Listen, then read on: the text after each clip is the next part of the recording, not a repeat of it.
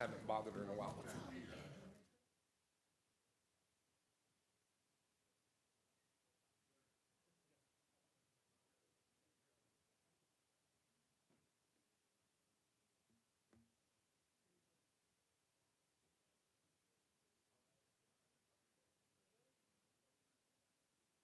you later.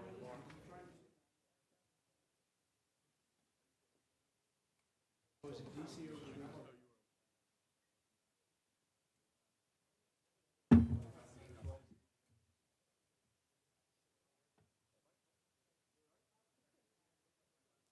Am I?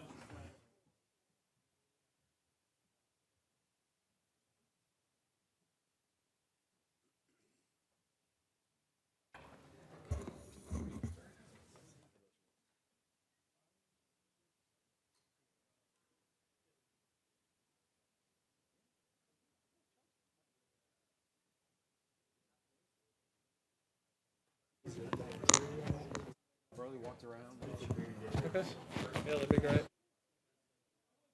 Do.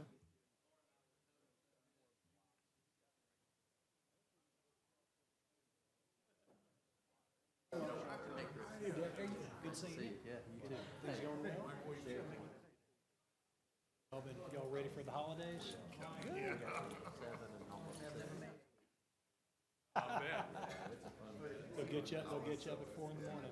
Oh, she got it. She's doing really well. So she's back in, exactly. So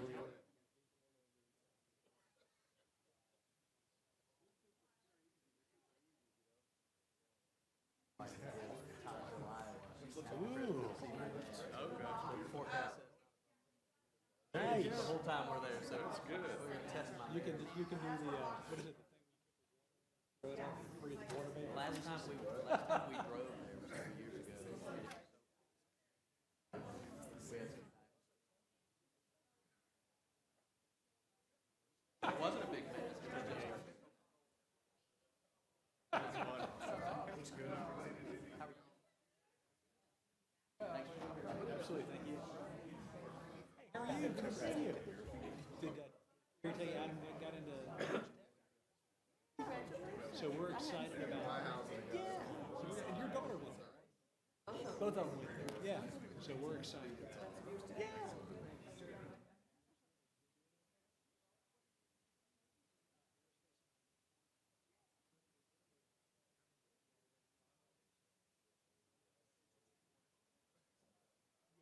One of the things, the zoning. Yeah, so that'll be fun. All right. I'll see you, little assistant. Thanks. Oh, really?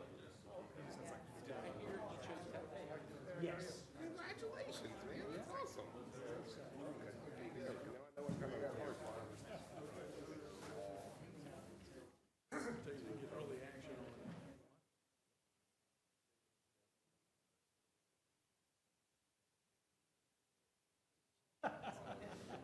He's certainly smarter than I am.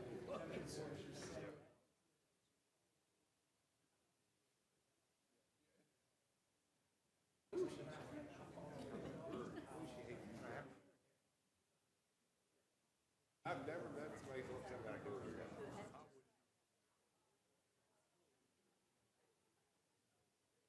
I haven't seen it work yet, so we'll see.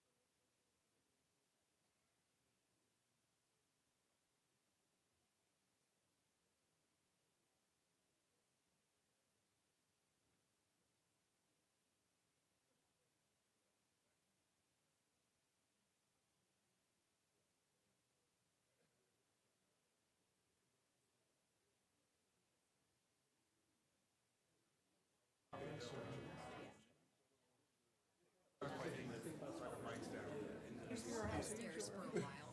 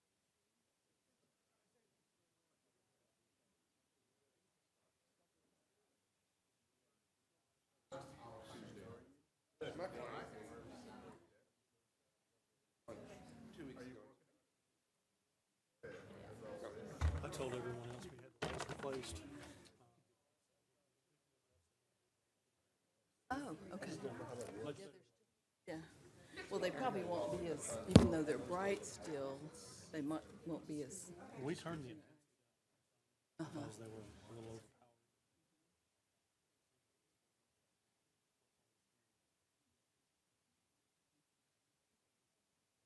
thank you.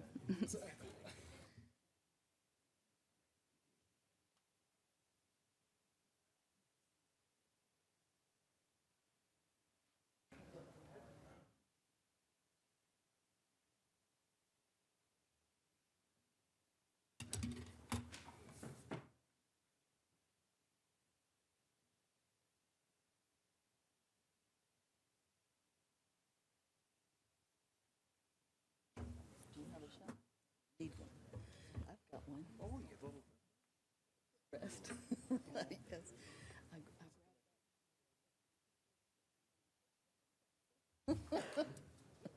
He was real short, so he needed. But all the controls, Right, it all shuts down. that's right.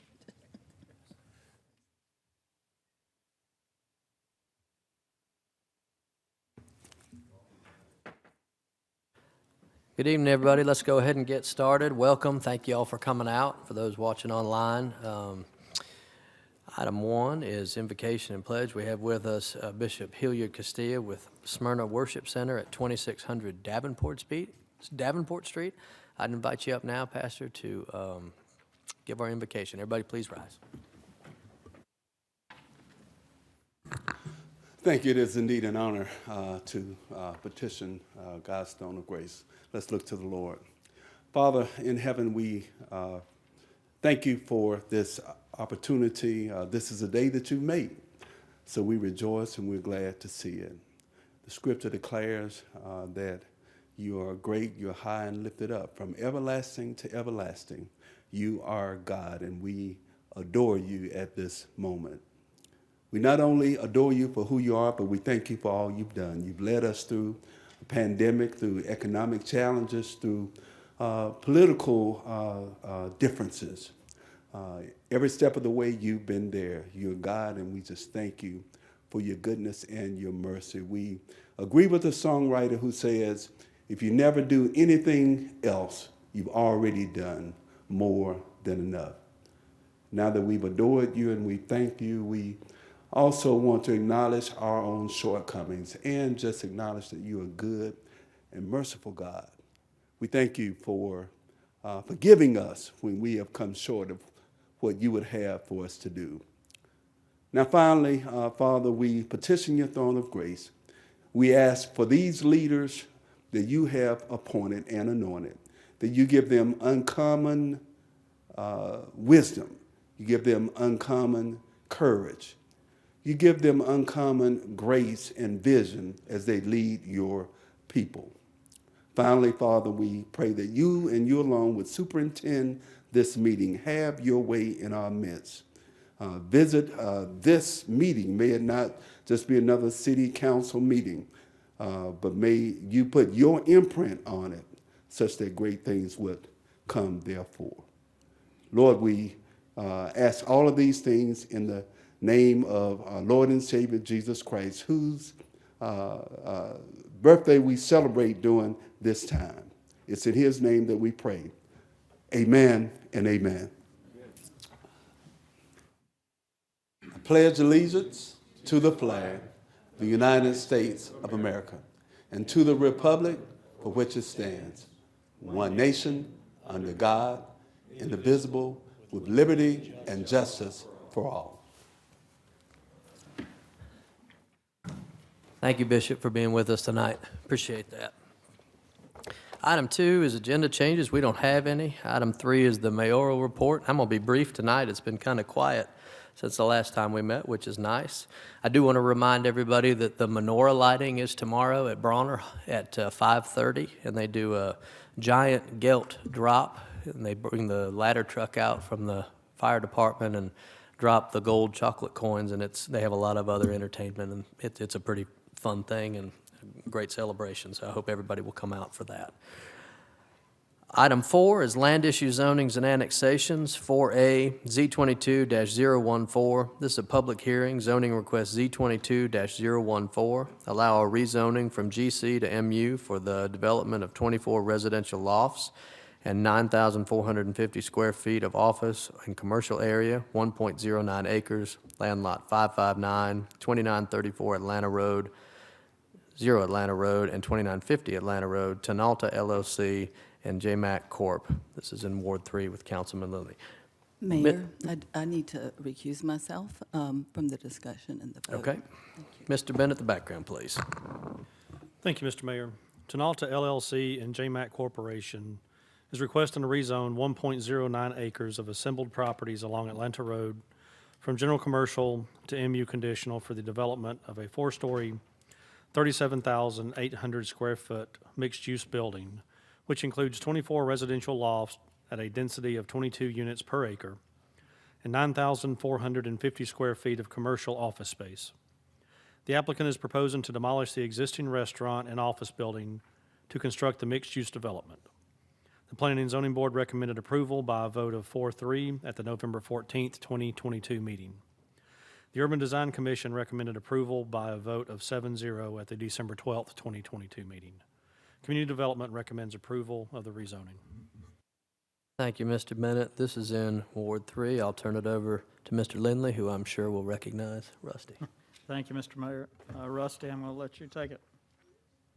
Good evening, Rusty Martin with the City of Smyrna Community Development Department, Community Development Director. Joe did a great job summarizing where we're at with this case.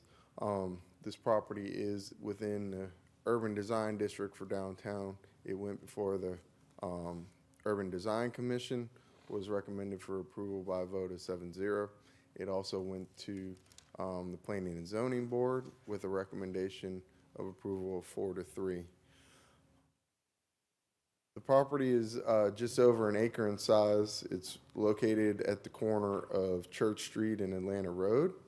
It's an assemblage of 3 properties: the Ken Corner Grill property, the vacant lot next to that, and then the Cochran Edwards law firm property to the south.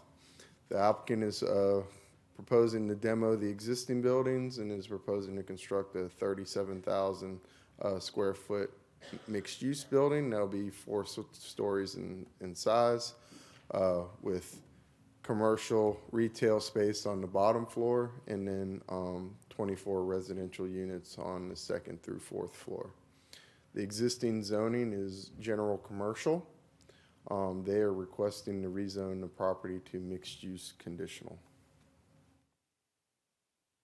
The future land use plan has this property as mixed use for the future land use designation. They are not proposing to change that land use designation, as mixed use is an acceptable zoning category under the mixed use future land use category. So it'll remain the same, and there's no change to request to make that change. As you can see, there's public institutional to the west, and then everything to the north, east, and south is all mixed use. This is the proposed site plan. You have the 4-story building pulled up fronting along Atlanta Road. These are all 3 properties as part of the assemblage. It's a 9,450 square foot footprint.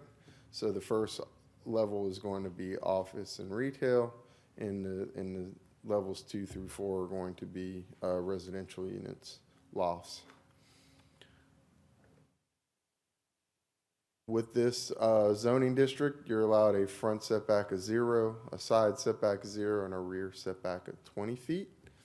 And within the mixed-use zoning classification, there is also a maximum building setback, and that's at 20 feet. So that building has to be within 20 to 0 feet of the front property line. At the rear of the property, there's a 2-level parking deck.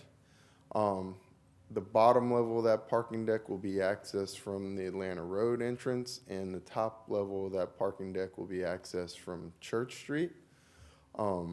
There is no ramping system within the deck, so each level of those decks are accessed from different entry points. There's 68 total spaces within that deck, and then there's an additional 5 spaces outside.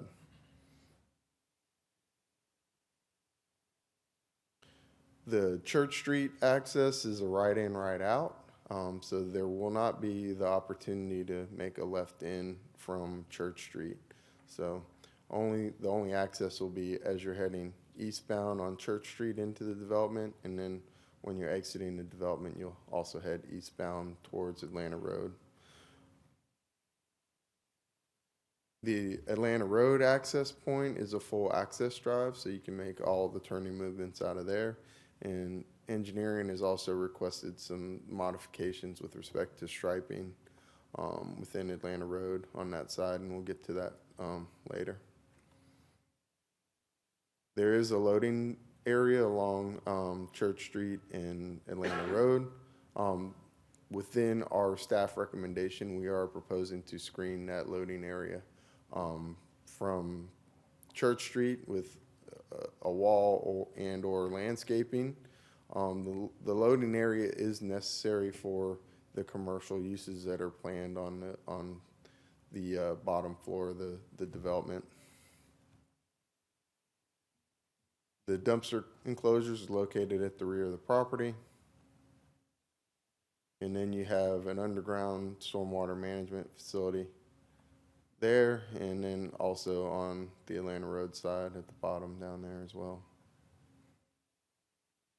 With this development, you got a 20-foot landscape buffer, and that'll screen the parking deck from the church property to the rear. And then with this request, there's 3 variances, and they deal with the access to the site as well as within the urban design district. It does not allow, it caps the overall parking to 120% of the minimum requirement. So with this request, they're asking to go from 41 spaces up to 73 to accommodate the commercial uses and the residential uses on site. And then there is a third variance that requires all that excess above the minimum number of parking spaces to be porous concrete. And they can't do that within the parking deck that's provided.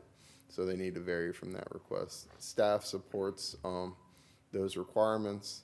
The driveway cut on Atlanta Road is the existing driveway cut for the office building. They are reducing the number of cuts, potential and existing cuts, on Atlanta Road with this development, which is potentially three total cuts, and they're going down to 1. So staff is supportive of that as well. Here's the proposed elevations for the development. As you can see, it's got a brick first floor, and then they're using cement fiberboard for floors 2 through 4. There are some balconies on the sides for the residential units above. All the storefronts for the commercial space will all front on Atlanta Road. And then as you can see on that top picture, you've got the parking deck there with the access to it. And that reflects a brick facade that matches the commercial space, which was a recommendation of staff to require that parking deck be sort of in line with the rest of the building. Here's the floor plan for the development. The first floor is on the bottom. As soon as they have a tenant picked out for those spaces, it'll be designed accordingly. But right now they are planning for retail uses, for restaurant uses, or potentially office space as well. The second through 4th floor, those are the residential units. You have 8 units total per floor. You have 4 two-bedroom units and then 4 one-bedroom units. The 2-bedroom units are located on the end caps of the building, and then the 1-bedroom units are located in the interior of the floor. And then Here are the pictures of the subject properties. And then the adjacent properties to give you a little context.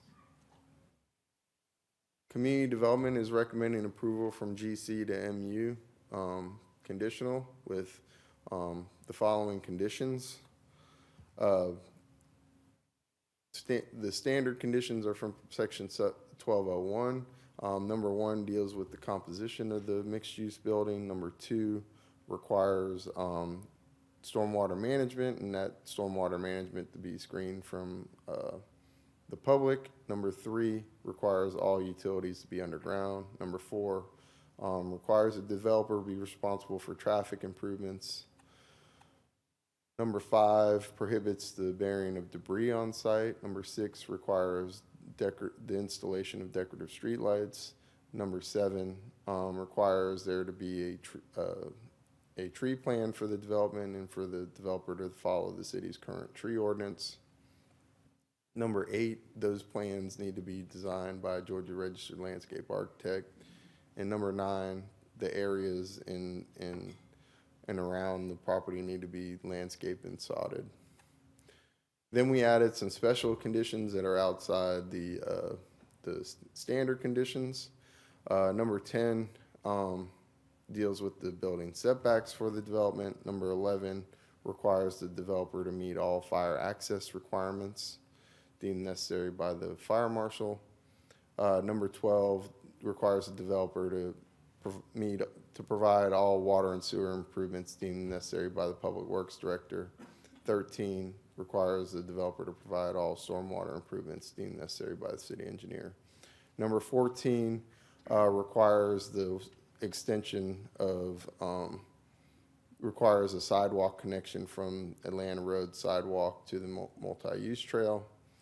Number 15 requires the average floor area for the residential units to be an average of 900 square feet. 16 requires shared parking amongst the uses within the parking deck. Number 17 requires all utility and air conditioning units and transformers to be screened from view of the public right-of-way. 18 requires the dumpsters to be enclosed with a brick enclosure and then be screened. Number 19 requires a 5-foot sidewalk, and this is to connect from Atlanta Road to the existing sidewalk on Church Street. 20 restricts the access on Church Street from right in to right out. 21, Atlanta Road shall provide a large turning radius on that access. Number 22, there may be some striping improvements that need to be done to Atlanta Road to accommodate queuing for a left-hand turn. 23 requires that they replace the curb and gutter and grass strip in kind if they remove it during the development process for the multi-use trail and the curb and gutter along Atlanta Road and Church Street. 24, there needs to be a small dedication for the sidewalk along Church Street. 25, the right-of-way dedication on Atlanta Road to be measured from 50 feet from the center line of the road to 3 feet back of sidewalk. So that usually takes place during the permitting process. 26, there shall not exceed 24 residential units for the development, and those residential units got to be constructed in a Class A first-class manner. 28 is a list of components that need to be part of those residential units, and then the interior finishes that go along with that to be constructed to condo standards and to owner-occupied standards. And those deal with building heights and type of cabinets, decorative lighting fixtures, type of flooring, and tile surrounds and stuff like that. 29 limits the development of 50% one bedroom and 50% two bedroom. Number 30 restricts the height of the overall building to 66 feet, which is already the mixed-use zoning district standard.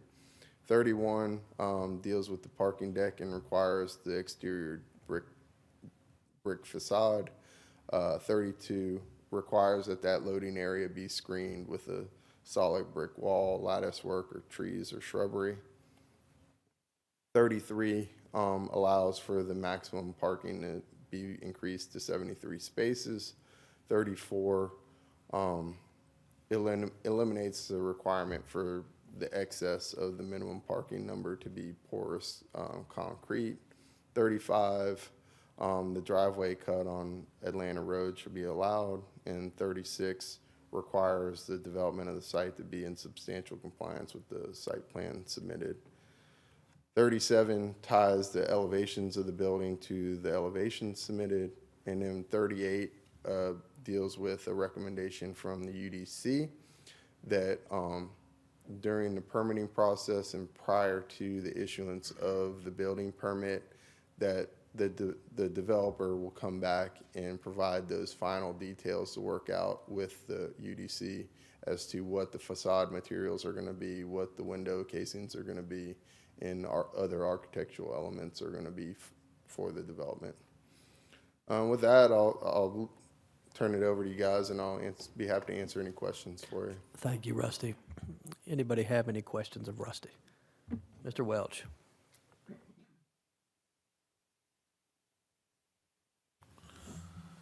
Rusty, can you flash back the last screen, 37, 38? Okay. It's my understanding, as it says there in item 38, that they have to go back to UDC prior to building approval. And 37 limits the elevations to what was submitted on that plan. I guess my concern is I'd like to see some improvements made to what was submitted on the plan. And in doing so, if the developer agrees to that, would they have to come back to us to do that, or could you do that internally? I mean, I don't necessarily want to review it again, but would that be something that? I guess with this request, what we're doing is asking that you give that authority to UDC to approve those changes that they negotiate with UDC to be done. Okay.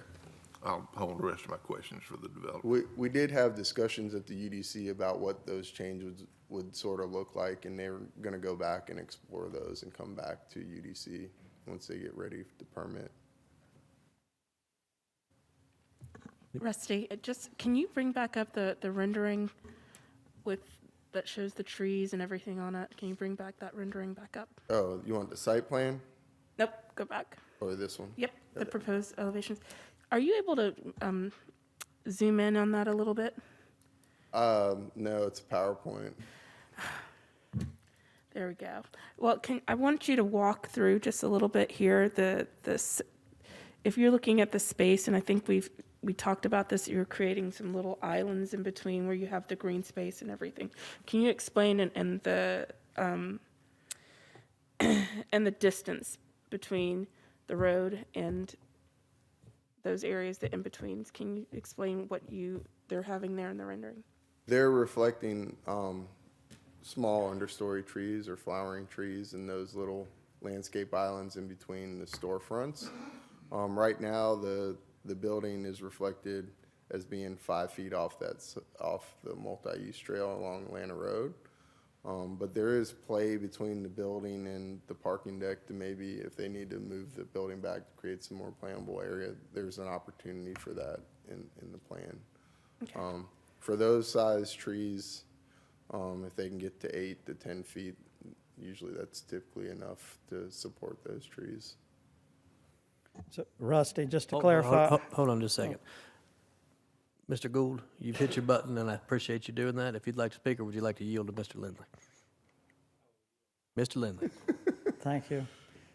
Rusty, so how far from the curb actually is the building?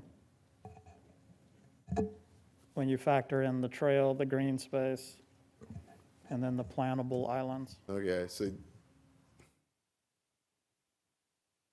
I haven't measured that out. I know the trail is either going to be 10 or 12 feet total. 10 feet wide. So the trail's 10 feet wide. You have a 2-foot grass strip. So you have 12 feet pretty much up to the property line, and then the 5-foot setback for the building based on this plan. So you're looking at 17 feet total from back of curb. Mr. Gould. Councilman member Lindley asked my question regarding front setbacks, so you answered it. Dr. Wheaton. Thank you, Mr. Mayor. I had that question as well, but also just one quick clarification point.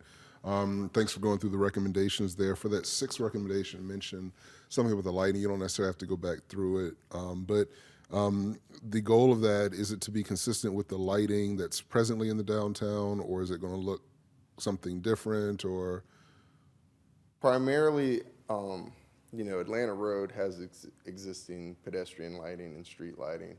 I think it's addressing Church Street and carrying down that consistency there. Right. It may only be realistically only one fixture at that point, because it's not a long distance, Right. or maybe two. But perfect. Thanks. Appreciate it.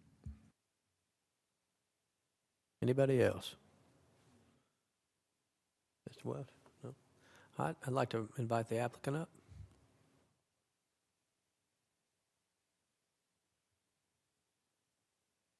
go forward if you want to get the elevation.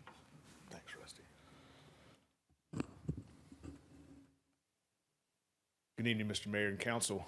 I'm Kevin Moore here on behalf of the applicant and owners in this application, and pleased to present this on their behalf.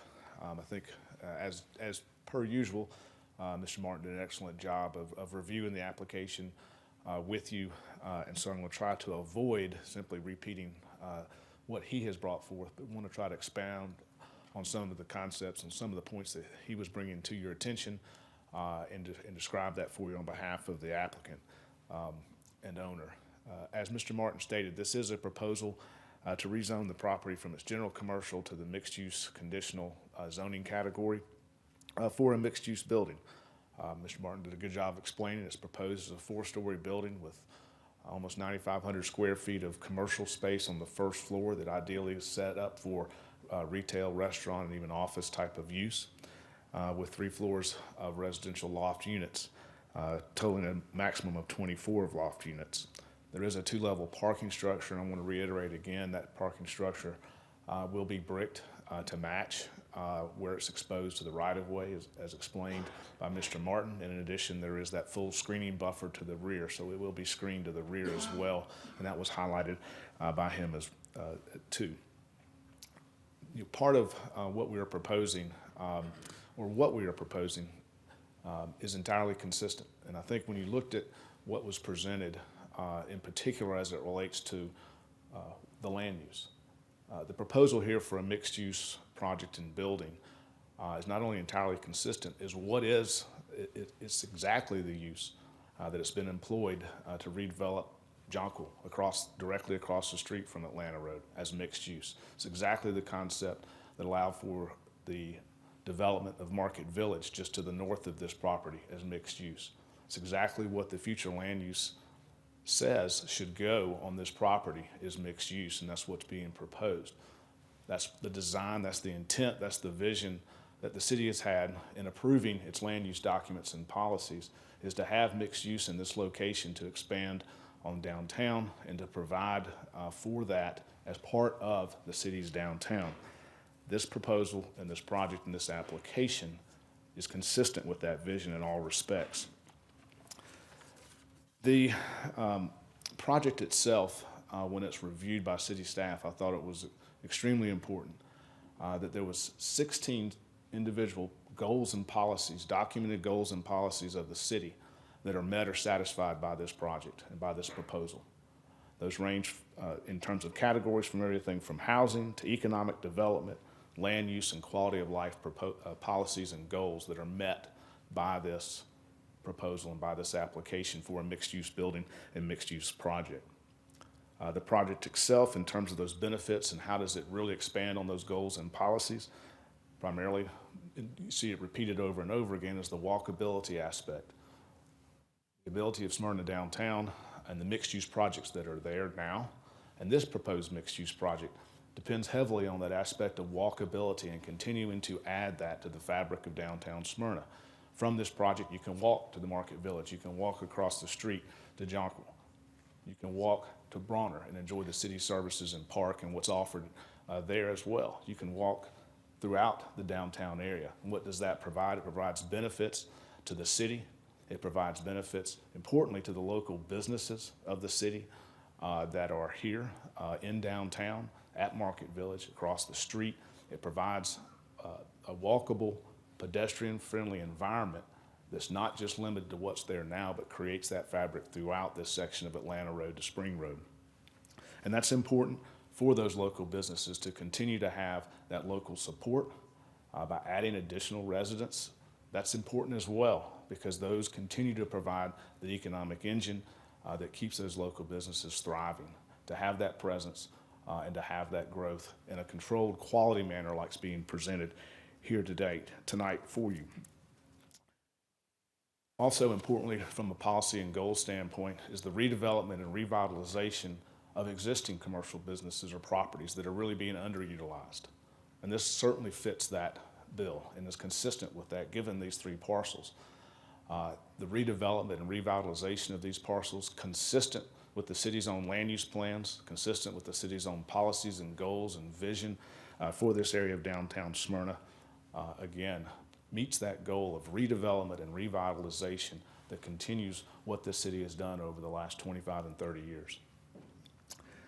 The proposed zoning of mixed use also addresses another aspect from a zoning or land use perspective, and that is currently this property and these properties are zoned general commercial, which is one of the most intense zoning categories that the city has in terms of commercial intensity, in terms of permitted uses, and in terms of entitlements. And that is, it could be entitled to any one of those general commercial type uses and permitted today without coming back here.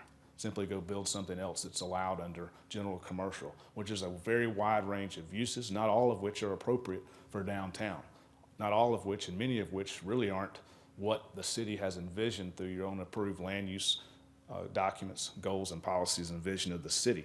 But what this proposal does bring is something that's entirely consistent with your land use plan. It's entirely consistent with the policies and goals that have been set out by you as a city and by you as a council. And it provides certainty to provide a mixed-use project, a mixed-use building that adds to it, adds to this area, adds to the fabric of the city, and is consistent with each and every one of those policies and goals and documents. There has been a good deal of discussion about the look or the appearance of the building, and that's understandable. That always comes up in these zoning cases and zoning applications for your consideration. But here, where this property is located, is covered by the UDC, which has the very job and role to review designs, to review the architecture, and to review buildings that are going up in this area. That's their job and role. Now, they have reviewed it and have approved it generally, but they've also made sure to state that it will come back, as Mr. Martin explained, to the UDC for the final architectural details, which will be in place and be approved by the UDC. That's what they do, and they do a great job of it, ensuring that the look and feel of downtown Smyrna within this area has that certain look and feel that you have come to enjoy and appreciate, and that all of us enjoy and appreciate it. I can assure you, though, in knowing this developer and this builder and the projects that I have personally seen, they look outstanding. It's something that this council, this city would be extremely proud of if built here. They do an excellent job, and they can execute on what they promised to execute on and make it a project that the city and this council can be proud of. The professional staff has recommended approval based on, I think it was 38 or 39 conditions, all of which are agreeable to this applicant and owner. Planning Commission also recommended approval, as did the UDC just a few days ago. We think they're all correct in their recommendations for approval, and we hope you do too. And with that, we respectfully request your approval of this rezoning request with all staff conditions as stated. Both I'm here, Mr. Joe Knight's here, and we can answer any questions you might have, and appreciate your consideration here tonight. Thank you. Thank you. Anybody have any questions? Mr. Moore. Mr. Welch. Thank you, Mr. Moore. I guess, and I brought up the appearance, and this is, as you mentioned, in under the UDC guidelines. Would the owner be willing, when he goes back to UDC, to consider some improvement to the roof line of this, or at least presenting it to them as some improvement in the appearance? I do feel like it's very boxy, and that's personal opinion, right, wrong, or indifferent. But I just happened to pick up my mail tonight, and there was an article in the Commerce Business Journal showing a building on the front of it that showed something that, and this is not what I'm proposing to put out there, but just something with a little different appearance along the roof line of that building, I think would certainly help. I believe that the purpose of the building will fit in the downtown area down there, and I had a council person years ago that made a quote that said, "You can't govern style," and well, I guess that's what we're trying to do here tonight. At least that's what I'm trying to do. But I do think something would be, if they would go back with something that could make a lot of improvements to the building. I can answer. Yes. I was going to, Mr. Welch, I appreciate that question, and as Mr. Knight indicated, yes. I mean, I think that's the point of the UDC, is to work with them on architectural elements and details that can be brought to bear, taking that very much into consideration. As to what that exactly would be, I think that's why you let the architectural people do that, and I think they'll take that to heart. And the picture he held up was of Truist Park, so just make it for reference. Yeah, I mean, this is right. Understood. Thank you for that. Anybody else have any questions of the applicant? Mr. Gould. And Mr. Moore, I think you've probably gotten the understanding that the front setback is a concern or a question for some folks, because having a four-story building near the road is a little bit different than what we have in other parts of the city. And maybe you could expand upon why the building's up front and the parking deck is in the back, which is, from a design perspective, desirable, but also I think that integrated well with our neighbors. And second part is just really the importance of the elevation shows the trees in the front, and I think that's an important element to keep, if at all possible, in the design. So, sure. Just to give you some sense, when you have the ground floor retail, restaurant, office space in the downtown area, it's important that it be able to engage, that area, that street front or storefront areas, engage with the street, engage with Atlanta Road. That's why you see across the street where you have the restaurants and so forth directly across Atlanta Road. They engage Atlanta Road because they're up on it. Here, this serves that same purpose by providing engagement to Atlanta Road, not only for the storefront aspect, but also for the residents to walk simply straight out onto the street.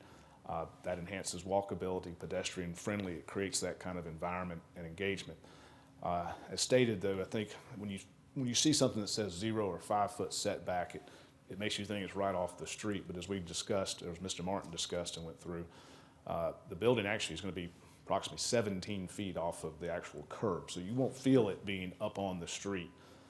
It's about 17 feet off the curb to provide for that wide area for the multi-use trail, which is a 10-foot sidewalk. And then, of course, incorporating the street trees and street lighting with that will set it back. It won't be an appearance or a feel that's right on you. It'll have an appearance or a feel that it's engaged off the street as a downtown building. Mr. Welch. One more question. I don't know if this is a question for you, Mr. Moore, or Rusty, but on the rendering itself, it showed several trees along the front of that building, but in the tree plan, it did not. Is that the intent or not the intent?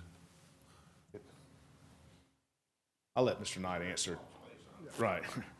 Our goal would be to have trees along the front there. I think in the plan that we submitted, that's just the minimum amount of trees required in y'all's ordinances, but we'd like to have trees there along the front. Anybody else? Thank you. Thank you for your questions. This is a public hearing. I'd invite anybody who would like to speak on this item or even think you might want to speak on this item to come forward and be sworn in by Judge Cawthorn, who is sitting in for Mr. Cochran this evening. Everybody come on up at once and get sworn in. And if you have not signed this sign-in sheet, please sign it. Ms. Heather, can you please get that to folks?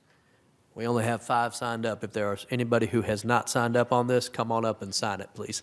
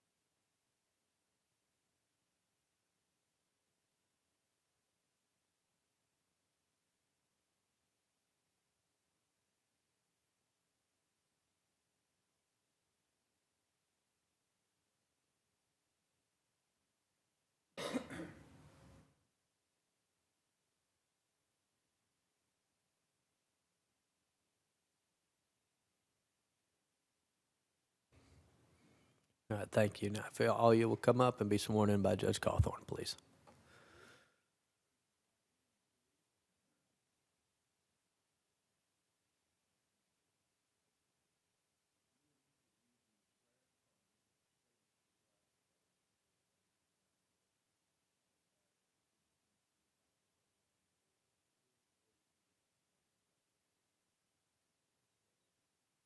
Thank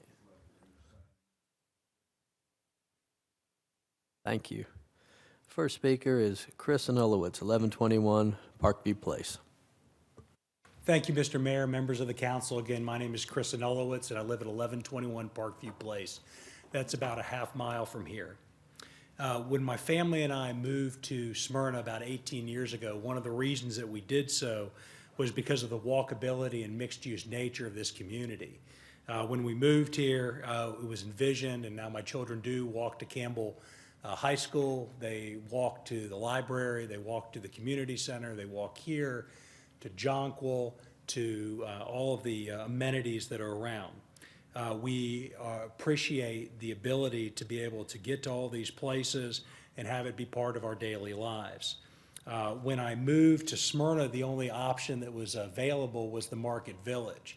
And during the course of those 18 years, we have seen through innovations, through public and private partnerships, we have seen the Jonquil Plaza developed. We have seen development at Belmont Hills and other places that have added to our community's appeal and have increased our property values. I came to Smyrna again 18 years ago, and it has everything that it had when I got here and even more. And I very much appreciate all of that. And I distinctly remember, especially with regard to Jonquil, and then also with regard to the Belmont Hills and other developments that were made, there were some protests against it, some voices, but I think that over time, the wisdom of the city's plan and the wisdom of staff has shown that those were in fact very good decisions for the community and very good decisions for the city. Right now, I want to speak in favor of the rezoning request that is currently here, as has been discussed by the staff. The zoning request is completely within the vision and land use plan that's been developed by this council and by prior councils, and it is a continuation of the vision and the long-term plans of this community. The zoning is precisely within the scope and nature of what has been approved and succeeded in the past. And I am confident that it will succeed in the future, especially given the very good partners that we have that are in charge of this project, both from the city and from the developer side. With regard to what's been there and what's going to be there, my very first meal in Smyrna was at Ken's Corner Grill when I signed my mortgage. My wife and I ate there. I used to take my kids there on Saturdays, so I certainly have a fond memory of it. But as all things, things pass, and I'm very excited about the new restaurants and new businesses that are coming to Smyrna. And I think that in another 18 years, when I've been here for even that much longer, I'm going to enjoy having that development here. So again, I strongly encourage the city to approve this, and I very much appreciate your time. Thank you for being here. Mr. Ed James, 2431 Reed Street.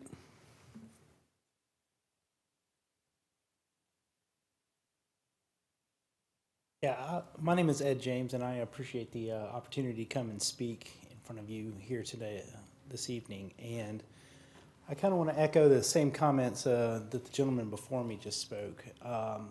This is very much in line with how our city is functioning and growing, and I applaud you guys for continuing to hold people's feet to the fire and following through on your vision.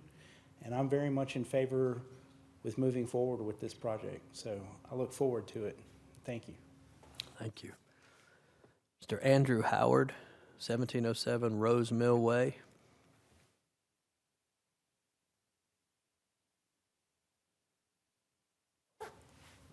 Good evening, Council. As I look at these plans, one of our biggest concerns that myself and my neighbors have is a little bit of the appearance, as we've all been discussing, and it's less so with the actual appearance of some of the finer details that we've been discussing around lamps and trees and grass strips, but more to the fact of what this could entail if it's not living up to its full potential for 24 loft apartments.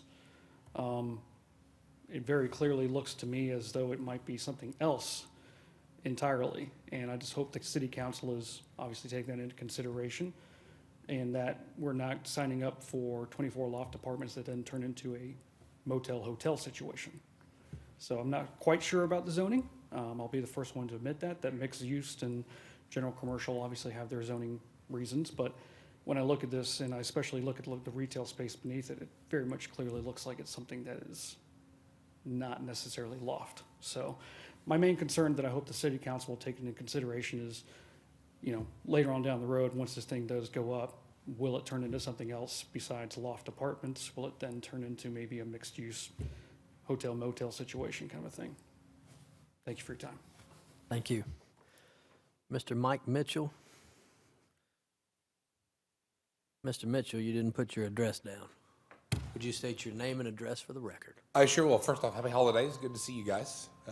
Ms. Hines, I haven't met you yet. I'm Mike. Nice to meet you. You'll see me from time to time. My address is 1181 Church Street, about 3.5 football fields from what we're talking about. And I am a significant advocate for this proposed plan. I disagree with the gentleman in front of me, only because I'm familiar with loft condo living. The average size of these condos is going to be, these homes is going to be 900 square feet. Mine is 726. So you're talking about a bigger place than I live in now. And I have friends who live in the development in Sandy Springs. And it's certainly not a Airbnb motel situation. Those are homes, and those are very, very expensive loft homes that do nothing but drive up the value of that community, even though they're not purchased, because they're bringing in people with disposable income who are spending money in Sandy Springs. I am a significant proponent of anything that exposes the world outside of Smyrna, Georgia, to Smyrna, Georgia.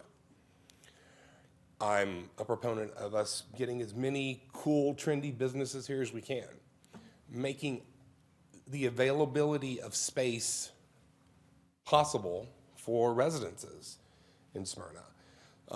I think Rusty and Mr. Moore did a great job explaining that we have a UDC. So lots of conversations amongst my neighbors is it doesn't look like the Smyrna Market Village. Well, you know what? Neither does Wells Fargo.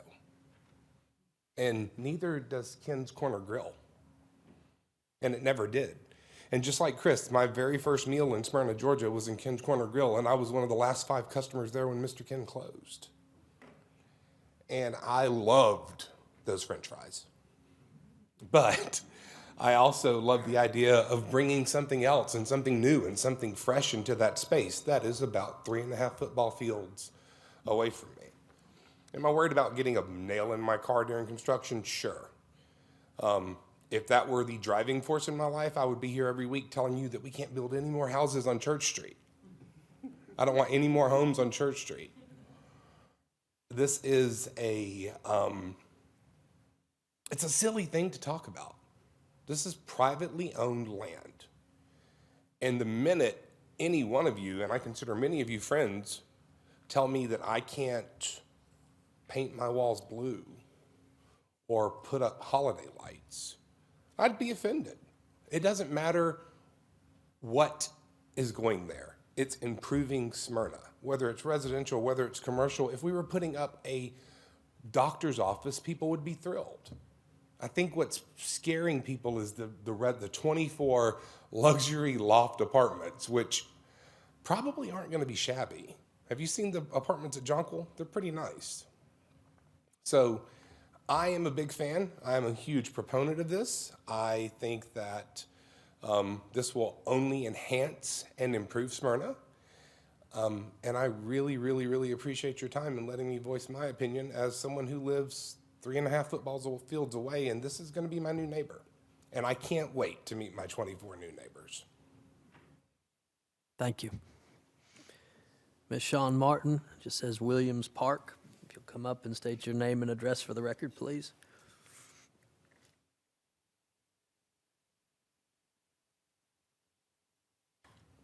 Good evening, Mayor and Council. My name is Sean Martin, and my address is 2884 Anderson Circle.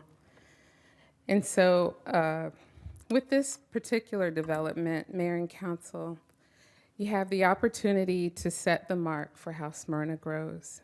One of the reasons why this development has so many eyes on it is because it truly is the first of its kind in our downtown.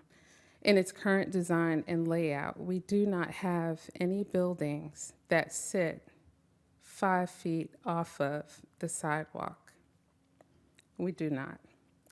I believe you all appreciate the design and the fact that Smyrna has won several awards with stellar architecture and planning at its core, I believe is one of the reasons why you all serve, to protect those things that matter to our city. There are 3 central issues that I would recommend be studied further. 1, the design and architecture, 2, the parking deck, and 3, precedents. For the design and architecture, I really encourage screening along the perimeter of the property.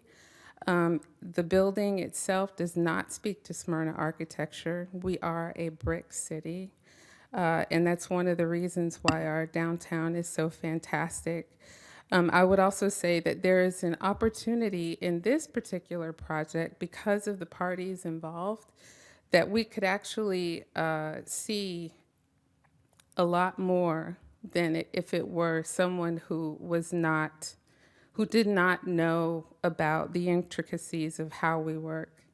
And for the record, I appreciate the Urban Design Commission for invoking design in their requirement. The second, parking deck, I suggest that the parking deck be absorbed as you look in these elevations. It sort of sticks out like a sore thumb, and brick in Smyrna is not an applied veneer. It actually means something to the way that the building is shaped. So the application of brick along the perimeter of the parking deck, I think, fails in meeting Smyrna's vision. And precedents. Why not set a great precedence along Atlanta Road? Why not require stellar architecture? Why buy into something that we see in every major city in these United States? So I suggest that we not move forward with the design, but instead require a design that reaps the greatest benefit to the city, to the community, one that we can all be proud of. And the other part of that is I would love to see more expression of the brick on the building. I would love to see it greater than just one story, but 2. And as the attorney suggests with land use, yes, it does matter, and this project probably does comply with a number of different studies and all of that, but land use is really a bird's eye exercise.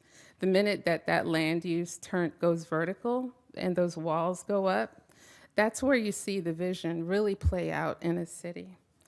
And so I just encourage everyone on the council, including mayor, that Smyrna is more than a numbers game. And I dare to say that this development is great in theory. But from what I can see, it has no vision. It feels like a mere numbers game intended to make money for the developers. And so I do want to say also that what goes there does matter. And some of the greatest cities that are well planned with great architecture, they partner with developers. Partner. That's a word that really does mean something. It's not a matter of a developer coming on board and imposing, the city imposes these requirements. No, there's a give and take. And so I encourage you all to consider that because our city is beautiful and it's why you're here. So thank you. Thank you for being here. Chris Zweifel, 3289 Lee Street.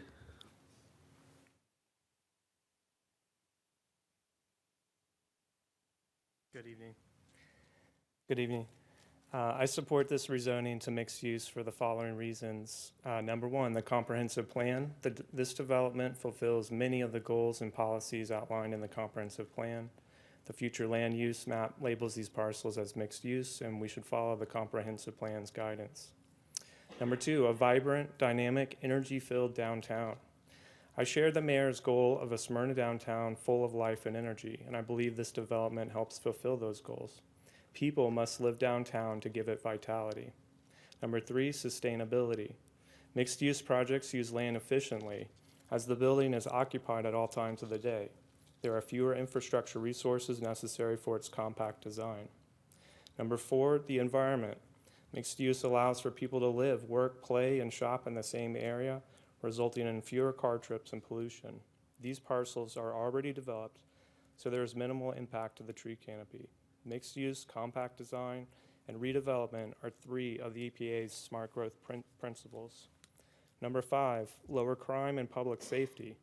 Mixed use has been shown to lower crime as there are eyes on the street during the day and the night. People feel safer when there are more people around, and when the downtown feels empty, visitors don't come and walk around. Number six, economic development. The project adds 4 or 5 businesses. It helps create a strong tax base. It's a multi-million-dollar investment in our downtown, and the apartments and employees provide customers for our existing downtown businesses. Number seven, more housing, something I've talked to this council about before. Number eight, transit. Transit without density does not work. The Smyrna Bold Plan and the transit study envision more transit coming to downtown. This project helps anchor that vision. Number nine, protect our neighborhoods. Our comprehensive plan designates area for higher density and areas for lower density. These parcels are in the higher density zone.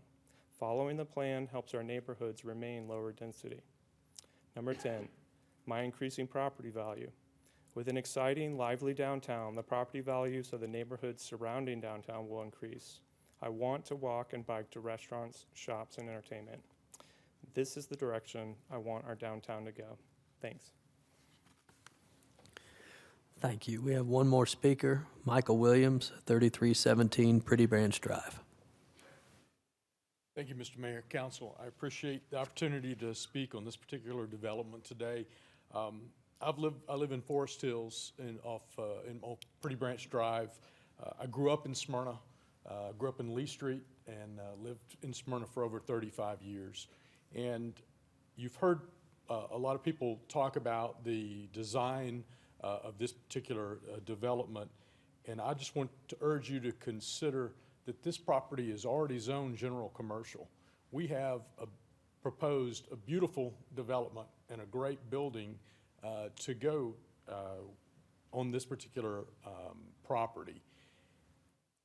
And I saw that the applicant had made some 30-something concessions on design elements and even had agreed to Mr. Welch's going back to the UDC.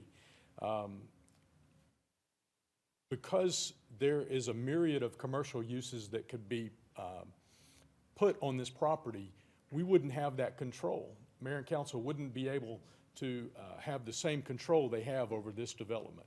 I think this is an excellent development. I think it contributes, as has already been said, to the walkability, to the livability, and it's exactly what you have envisioned for Smyrna and what I as a resident want for the city of Smyrna. So I would just urge you to approve this development. And anytime a developer is seeking basically a less intense and a down zoning, I would encourage mayor and council to carefully consider that, because I think that's a great benefit. Thank you for your time. Thank you. So our last speaker, so we'll close our public hearing.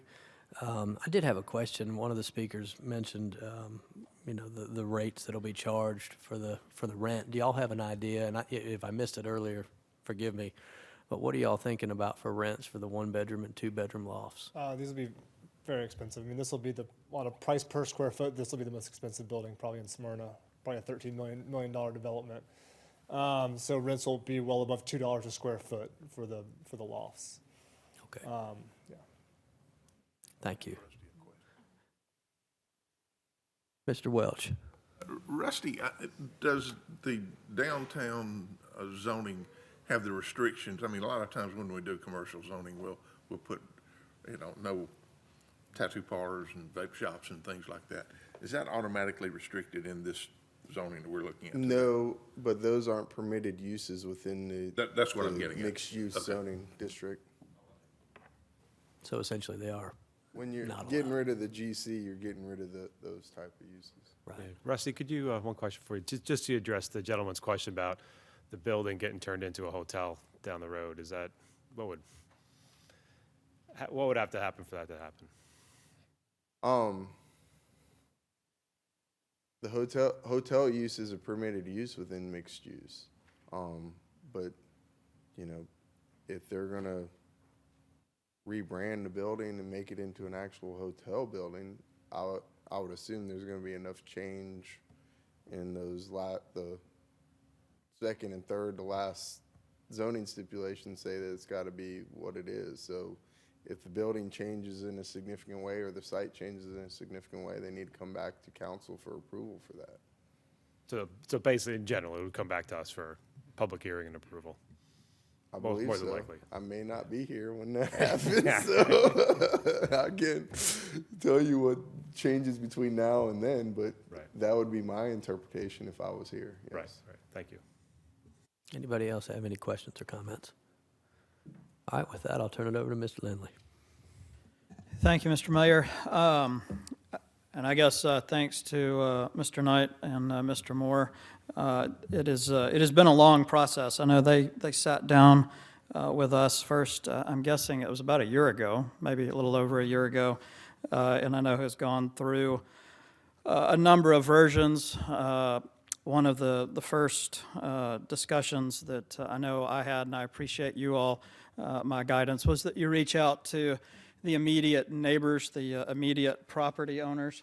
Now, you got mad when I was doing that. He's clicking his pen. So thank you all for that.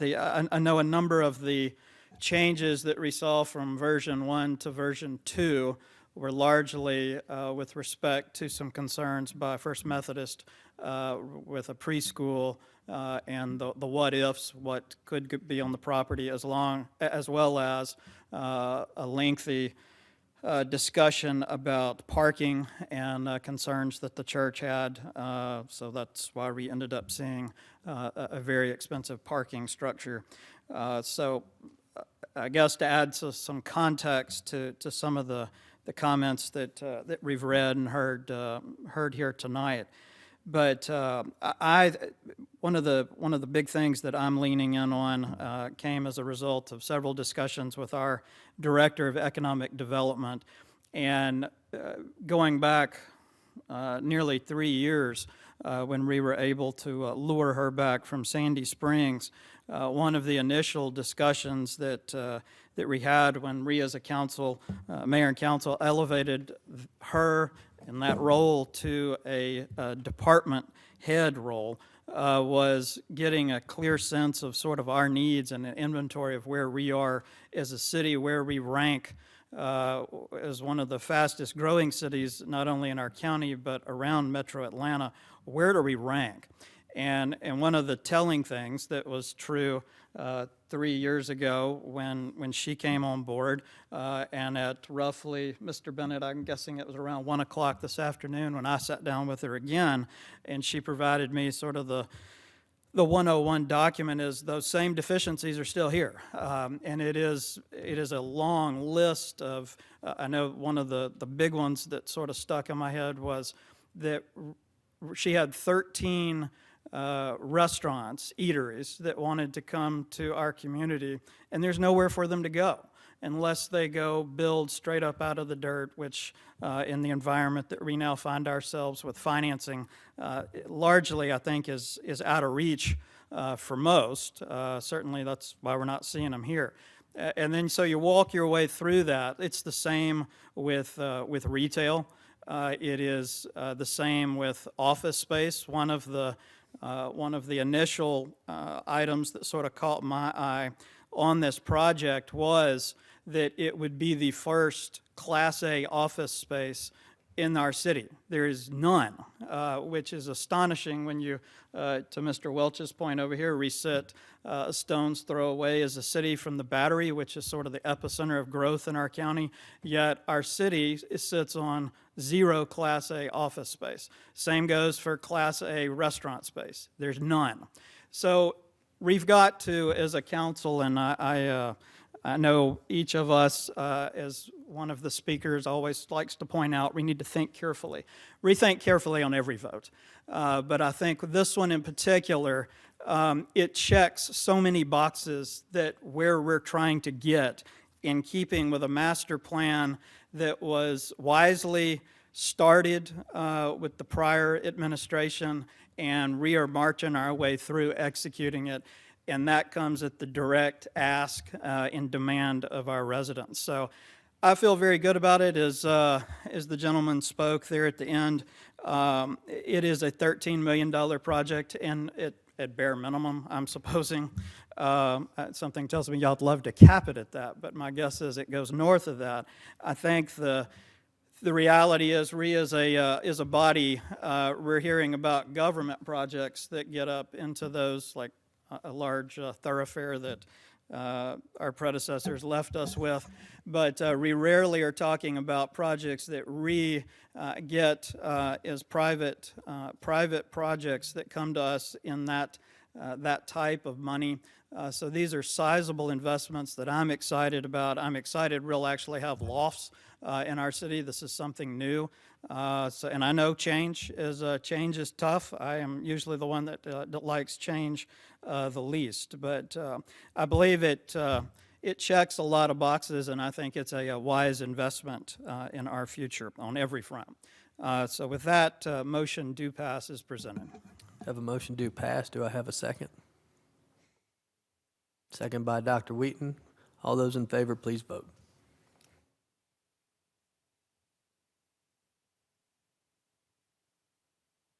And that's approved 6-0 with Susan Wilkinson recusing herself. Will somebody please go get Miss Wilkinson, who I think was out that door, and bring her back for the... Thank you. She's out there? Okay. Okay. Thank you. Item B, Z22-013. This is a public hearing, special land use permit to allow a modular classroom, 8.09 acres, land lot 596, 3130 Atlanta Road. David Stallings. Mr. Bennett, any background, please? Thank you, Mr. Mayor. Covenant Christian School was originally approved by the mayor and council on March 3rd, 2008 to place a temporary prefabricated modular building on church property at 3130 Atlanta Road. The applicant is requesting an extension of the permit. The Planning and Zoning Board recommended approval by a vote of 7-0 at the December 12th, 2022 meeting. Thank you, Mr. Bennett. I've heard these called learning cottages, however you want to talk about it. This is just an extension of their time to have this modular classroom. This is in Ward 6. Mr. Gould, is there anything Thank you, Mr. Mayor. I'll ask Joey to present any information necessary. Good evening, Joey Stobbs, Planner 2 with Community Development. This is a special land use permit Z22-013 from Covenant Christian School. The Planning and Zoning Board recommended approval 7-0 at the December 12th meeting. This is the property is zoned R20. It is about 8 acres. This is a modular classroom unit that's been on the property for some time. A special land use permit requires approval every 24 months. So they're coming back to the board, to the council for extension of that permit for 2 years. Community Development recommends approval, and the Planning and Zoning Board recommended approval. Happy to answer any questions. Any questions of Joey? Seeing none, we'll turn it over. Oh, no, hold on just a moment. This is a public hearing. If there's anybody who'd like to speak for or against this item, please come forward now and be sworn in. Hardly anybody left. All right, seeing none, we'll close the public hearing, and now I'll turn it over to Mr. Gould. Thank you, Mr. Mayor. Make a motion to approve item 4B, Z22-013, as previously read. Have a motion. Do I have a second? Second by Dr. Wheaton. All those in favor, please vote.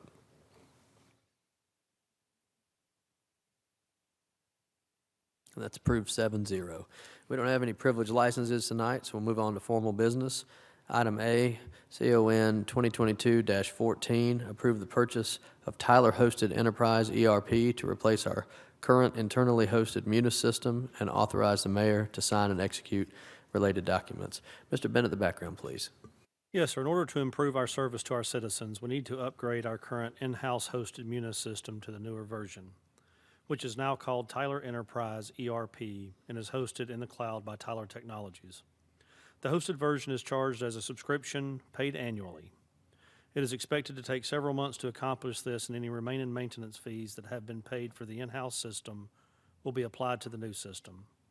The expected annual subscription will be $273,542. Thank you, Mr. Bennett. Any discussion or any questions on this item? If not, I'll entertain a motion. Motion do pass by Mr. Lindley. Do I have a second? Second by Mr. Welch. All those in favor, please vote. That's approved 7-0. Item B, 2022-608, purchase 2 single-sided 17-foot by 10-foot mobile LED trailers from Insane Impact, Max 1710 on GSA contract 47QSWA 19D0030 for a total of $300,000 from fiscal year 2023 CIP funds, and authorize the mayor to execute any related documents. Mr. Bennett, any background? No, sir, other than what has been read. Thank you. Any discussion? Seeing none, I'll entertain a motion to approve. Motion to pass. Motion do pass by Ms. Hines. Do I have a second? Second. Second by Mr. Pickens. All those in favor, please vote. That's approved 7-0. Item C, 2022-628, adoption of the City of Smyrna classification and compensation plan and recommendations contained therein is presented by the University of Georgia. And I understand this is the final step that we have to take to implement our class and comp study. Mr. Bennett, anything else? In July 2021, the city contracted with the University of Georgia's Carl Vinson Institute of Government to conduct a comprehensive classification and pay study. In October 2021, the city adopted the recommended classification and pay changes for sworn police positions, and in April 2022, the city adopted the classification and pay changes for fire personnel, general government, and management positions. While we have made several subsequent adjustments to our classifications, pay grade, and pay rates since that time, the city still needs to adopt the classification and pay plan, which includes recommendations for several actions that the city of Smyrna should consider to keep the proposed compensation plan current. Additionally, several positions were reviewed to confirm and correct the appropriate FLSA classification. Several changes are also recommended. Staff recommends the formal adoption of the City of Smyrna classification and pay plan. Thank you, Mr. Bennett. Any discussion? I will say we had an employee lunch, holiday lunch, last week, and morale is very high. We're taking care of the people who take care of us, and I'm very proud of that. If there's no discussion, I'll entertain a motion. Motion to pass. Motion to pass by Ms. Hines. Do I have a second? Second by Mr. Lindley. All those in favor, please vote. And that's approved 7-0. Item D, 2022-629, approval to set and publish the qualifying fees for the 2023 city general election, November 7th, 2023, as based on the current salary structure for the year 2022 at $756 for mayor and $567 for council awards 1 through 7. Do I have a motion to approve? So moved by Mr. Welch. Do I have a second? Second. Second by Mr. Pickens. All those in favor, please vote. That's approved 7-0. Item E, 2022-632, authorization to adopt the Georgia Department of Transportation Services Procurement Manual for projects that will receive or are anticipated to receive funding through the Federal Highway Administration and authorize the mayor to sign and execute all related documents. Mr. Bennett, the background, please. Thank you, sir. The city needs to adopt the Georgia Department of Transportation Services Procurement Manual to be eligible to receive and utilize Federal Highway Administration funding. The city is currently pursuing certification as a local public agency for local administered projects, known as LAP, to be able to manage city projects that will utilize FHWA funding. The city currently has an agreement in place with Cobb County to serve in this capacity until the city receives this certification. Short version is this allows us to access federal funds. That's correct, sir. Sounds good to me. Any discussion? Have a motion, please. Motion to approve. So moved by Mr. Lindley. Do I have a second? Second. Second by Mr. Welch. All those in favor, please vote.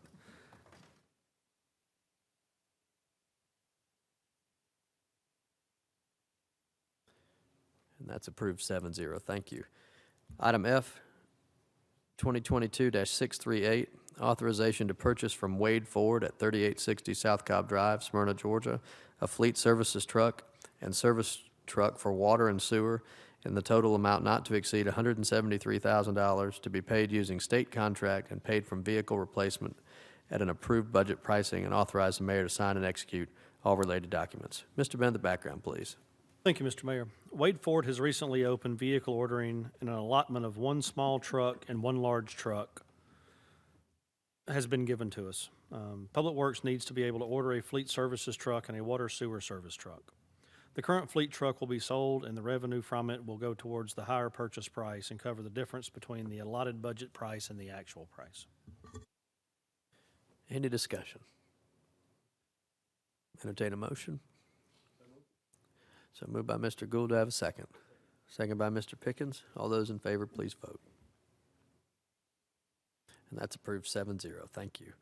Item G, 2022-639, authorization for repairs and maintenance in the amount of $110,000 for Cooper Lake Bridge by Tidwell Construction Company, P.O. Box 1466 in Douglasville, Gracie Gray Contractors Incorporated, 110 Bluffs Parkway in Canton, and Nita Fence Incorporated, 3470 Lake Drive in Smyrna, for guardrail replacement, addition of fall protection and vegetation clearing, and authorize the mayor to sign and execute all related documents. Mr. Bennett, the background, please.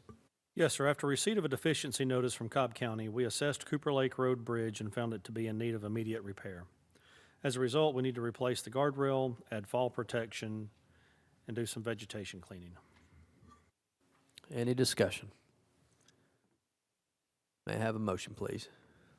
Move to approve item 6G as previously read. Record. Okay, so moved by Dr. Wheaton. Do I have a second? Second. Second by Mr. Pickens. All those in favor, please vote.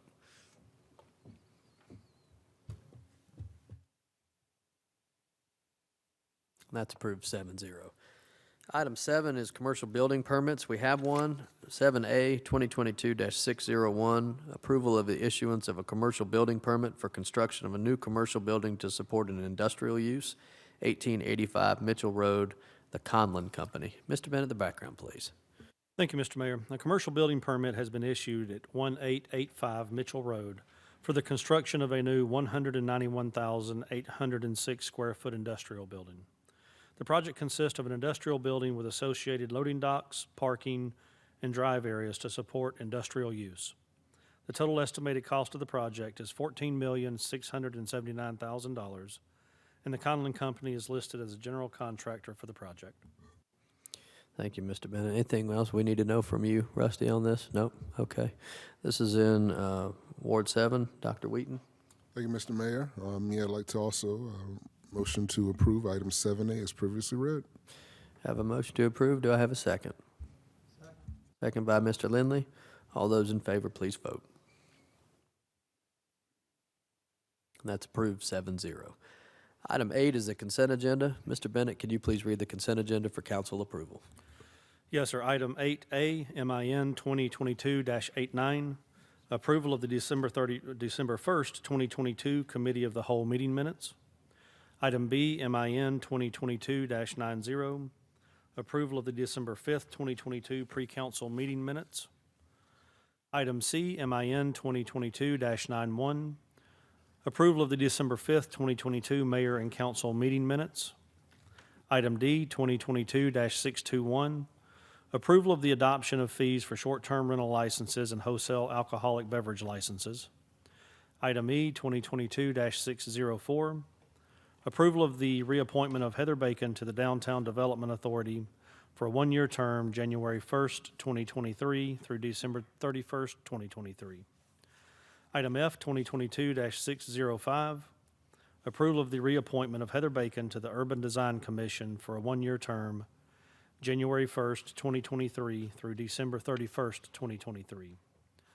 Item G, 2022-631, authorization for a road closure for Terry Meyer Drive at Turpin Road for a period of 5 days for a storm drain replacement by Ardito Construction from January 9th, 2023 through January 13th, 2023.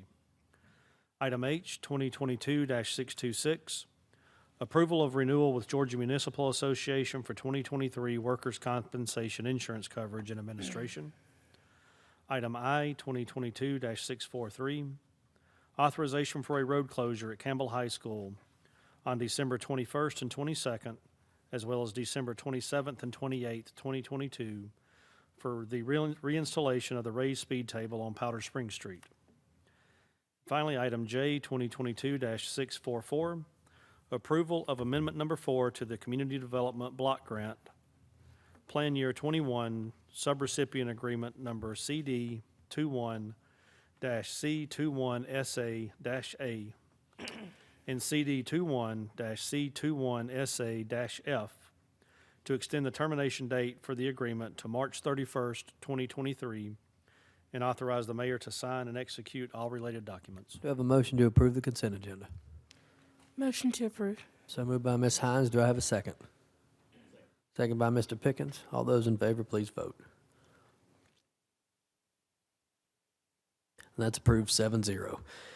Item 9 is ward and committee reports. We'll start tonight with Mr. Glenn Pickens. Thanks, Mayor. I'd just like to wish everyone a happy holidays and Merry Christmas, and hope they have a good time with their families this week. Ms. Hines. I concur with Mr. Pickens, and last night started Hanukkah, so happy Hanukkah. And on the 26th, we'll start Kwanzaa, so happy Kwanzaa, happy Hanukkah, Merry Christmas, happy holidays to everyone. Mr. Lindley. Thank you, Mr. Mayor. Just a quick note, I'll ditto that. Happy Hanukkah, and tonight, I guess yesterday's first official night. Wish everybody a Merry Christmas. I want to thank everybody. I am in recovery, and all is well, and appreciate all of the notes and folks approaching me to tell me they've been thinking about me. It's been an interesting 2 weeks for me and my family, but all is well, and most importantly, wish everybody a happy and healthy 2023. Thank you. Mr. Welch. Thank you, Mr. Mayor. I happened to be with Ms. Hines last evening at the Santa House for Smyrna.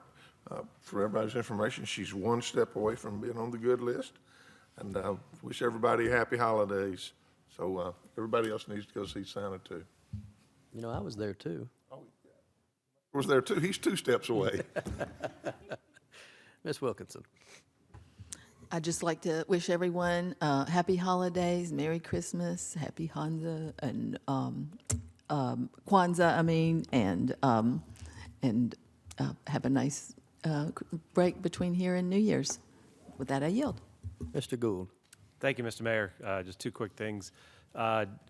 This past week, we were able to recognize Dr. Jean Walker, who's a former principal of Campbell High School, as the Smyrna Citizen of the Year. So very well deserving. She's again a former longtime principal of Campbell High, a Smyrna area resident, and the current principal of Cobb Horizon High School. So it was I think it's a pleasure for all of us to recognize our really talented community education leaders. And then secondly, tomorrow night is the menorah lighting over in front of Taylor Bronner and the giant gelt drop at 5:30. So come on out for that.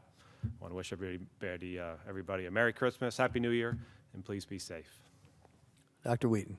Yeah, likewise with everyone else, safe travels to all those that are traveling for the holidays. Notice a lot of weather. It's going to be awful cold here.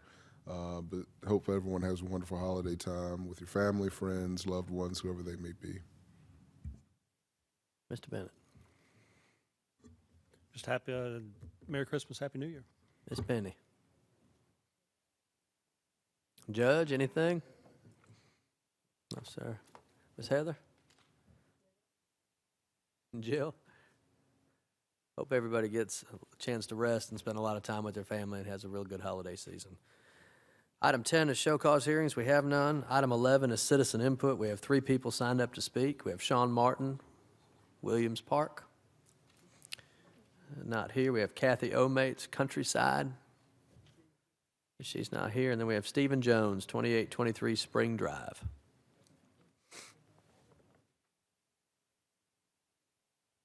Good evening, Mayor and Council. I couldn't let the year end without sharing some thoughts of appreciation. And I wanted to start out saying thank you to my councilman, Glenn Pickens. I know he's always there when I have a need. Anytime I call or text him, he responds quickly. And he serves our ward very well. It's a very busy ward over there, and I'm excited to live there and live there all my life. And I appreciate him. He's always available, and it means a lot when you're serving the citizens and that you're available and concerned for what they're concerned about. So thank you.